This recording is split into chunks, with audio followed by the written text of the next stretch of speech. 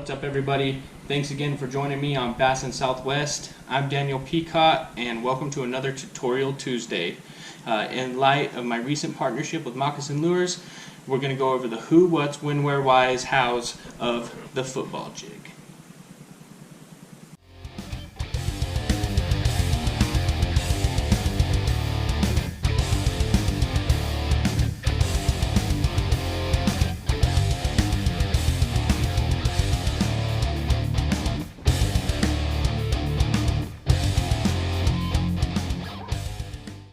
Okay guys, to kick it off, who should be throwing a football jig?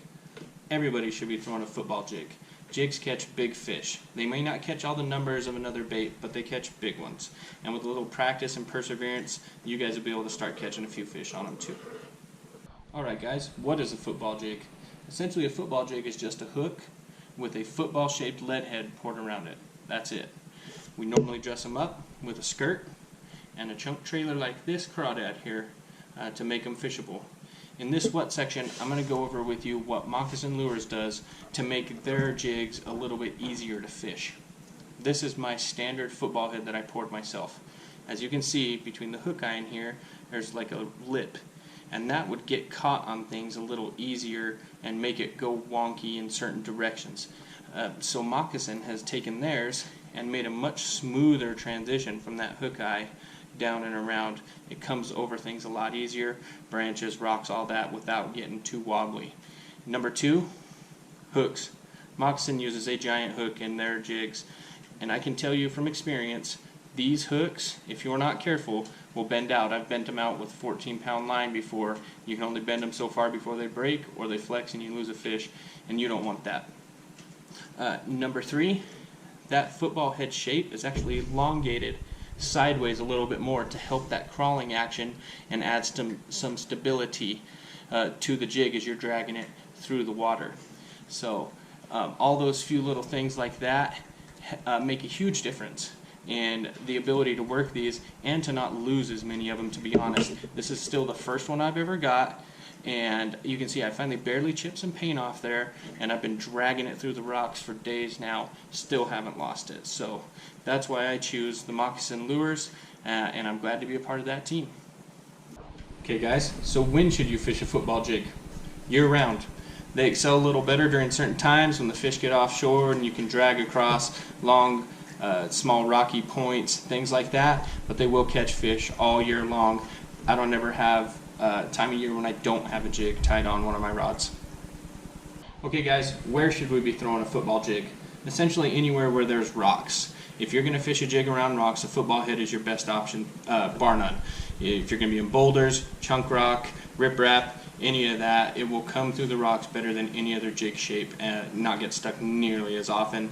And the cool thing about that football head is it puts it in that crawdad defensive position as you drag it across the rocks, so it looks like a little crawdad crawling out of the cracks with his pinchers up defending himself. So anywhere there's rock, those are your best bets for the football jig.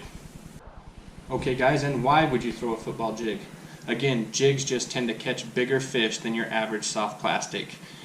And the football jig in particular, because they can work through rocks in the areas where crawdads live so much better than a regular jig. They're really your superstar in that, and that's why we throw them, catch them bigger than average fish in the areas that we're fishing. Okay guys, now we're going to get into the fun part, and that's how you fish the jig. And I think the first thing we need to go over is how you get the jig set up to fish it. So when you first get a jig out of the package, it's going to look just like this. They haven't trimmed any of the skirts, none of that stuff's been trimmed off. So first thing I like to do, and this helps keep the bait kind of compact, but also keep this skirt material to flare out a little more and to keep these skirt strands from impeding the action of your trailer. So the first thing we're going to do, take like 1/8 of an inch below the hook, and we're just going to trim all them extra fuzzies off, like so. Alright, that's number one. Another thing that I do, or used to do, when my own weed guards, they would come longer, and I would just pinch here and I would trim across to get a little bit of that weed guard, because they would extend a little bit past. I don't have to do that with the Moccasin jigs, but if your weed guard is a little long, just go ahead and trim it. Just make sure you don't trim it too short. The next thing with the weed guard, and this will just help it from getting snagged, is you flare it. Flare it out in all directions. Left, right, and you make it a little bit bushy, and that helps keep things away from the hook point. Give it a little flare job like that. Okay, so now we're almost ready. The last thing we need to do is pick a trailer. And you match your trailer up with the time of year and how much action you want, or how fast or slow you want the fall to go. So in the winter time or the colder months, a chunk trailer like this, it doesn't have a lot of action. It's more of a swimming action like this. It's not too intrusive or obnoxious, and they tend to like that better because in the cold weather months, fish don't move as fast. So you want to try to match that with them. Another good option is a brush hog. The only thing that really moves on a brush hog are these curly tails right here. So you get a little tiny bit of movement like antenna, and that's it. So those are cold water. This will help it fall slower because it's got that big fat flat on it, and this is a much skinnier bait and will help it fall faster. Now as it starts to warm up and the fish get a little more active, you can do things like a Berkeley chigger craw. These arms, if you work it slow, kind of just float and do their thing, but as you swim it, they kick back and forth like this. So it's kind of a both, and the same with a Berkeley rocket craw. These little pinchers here will definitely flap around some, but your antenna are a little more stationary. It's kind of like an in-between bait. Then, when they get really active and you want to slow your fall down, like a Crazy Legs chigger craw, you got the flappers and the antenna. This is a Bass Pro Shops crack craw, same deal, flappers and antenna. And then you have a Berkeley Pit Boss. And all of these trailers here have a ton of action. They move all kinds of crazy and trigger some bites that way. With all that water displacement though, the jigs will fall slower, so you got to pay attention to that as well. And so all we do here, push the weed guard down, get our bait, start threading them up the hook. Once you reach around to the bend on the other side, you pull it through and push it up onto that hook keeper. And there is your finished product. Now it's ready to be tied on your rod and reel, and we'll get to that next. Okay guys, we've got our jig all dressed up and ready to fish. The next thing we need to talk about is having the right equipment. And to fish a jig, you need a little bit more stout rod than fishing a Texas rig, in my opinion. You got a bigger hook, you got a weed guard you got to push through and all that. So my choice right now, day in and day out for my football jig, is this Abu Garcia Veritas 7.3 medium heavy fast action rod. A lot of guys will even go 7'6" and heavy, 7.3 heavy. I try to get away with as light a rod as possible just because it's more comfortable to fish for me. They're not as heavy, and I haven't seemed to have any of the problems getting fish to the boat. Another thing with a lighter rod, if you get a little bit bigger fish, there's a little more give as they start to surge and stuff, and you're not putting so much pressure on them to pull that fish out. Line, fluorocarbon, it excels here over everything else. Fluorocarbon line is your ticket, and 14 to 17 pound. If you're fishing really deep, 14 helps it get down a little quicker, that thinner diameter.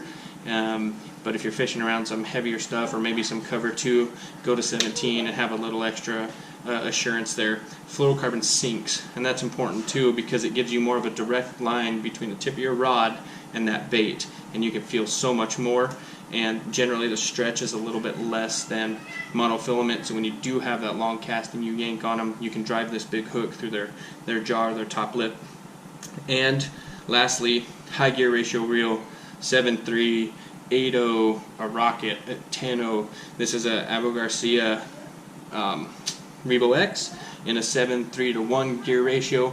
That way I can take up a lot of line. If a fish hits it from behind, swims towards me, or swims off to the sides, I can pick up a ton of line and give them the hook set. So again, a little more stiff rod, a high gear ratio reel, 14 to 17 pound fluorocarbon line, and that's the rig you're going to need to fish these football jigs out in deep water and up shallow around the rocks. So, all right guys, so we've gone through the equipment, we got our jig set up.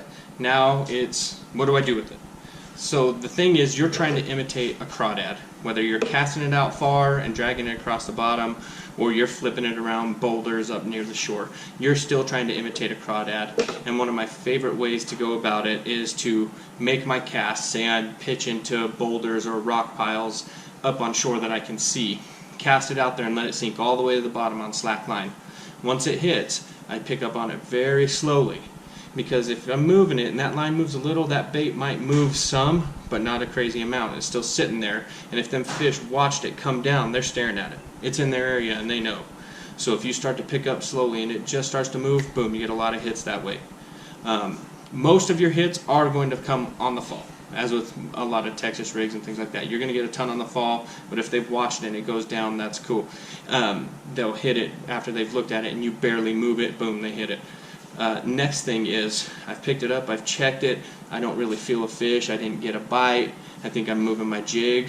Now I want to make it look like it's in a panic mode, and I pop it twice, boom, boom, real fast. If you watch a lot of crawdads underwater, that's how they do it. They kick their tail, boom, boom, 2 puffs, dirt go blowing away, and then that jig goes out and falls back down. And a lot of times that's when you get a bite as well. Any more than that, when you're fishing up close to shore or something, you can do that a few times, but mostly I'm picking a target, I'm hitting it, I'll pop it a couple times, check it again, pop it a couple times. If nothing's hit it, I'm out. Next cast, and I go to the next target. It's a little different if you're dragging.